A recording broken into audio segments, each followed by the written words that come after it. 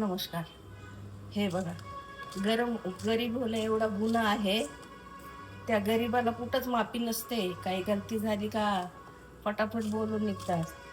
कुठं जायचं म्हणलं, हल्ली तर कामावर जायचं लिफ्टमध्ये पण हे आहे माहितीये का? "अरे, ह्या लिफ्टनी नका जाऊ, त्या लिफ्टनी जा. ती तुमची नाही, ही आमची आहे." सगळं काही आपलं चालतो. काम केलेलं जेवायला चालतो. भांडे घासलेले त्याच्यात जेवायला चालतो. स्वयंपाक केलेला मटका मारू मारू खातात. पण लिफ्टमध्ये जायला इंटाळ होतो. आत्ता बी. तुम्ही कामवाले लोक, कचरेवाले लोक, पार्सलवाले लोक, तुम्ही दुसऱ्या लिफ्टने जा. आमच्यासोबत नाही यायचं.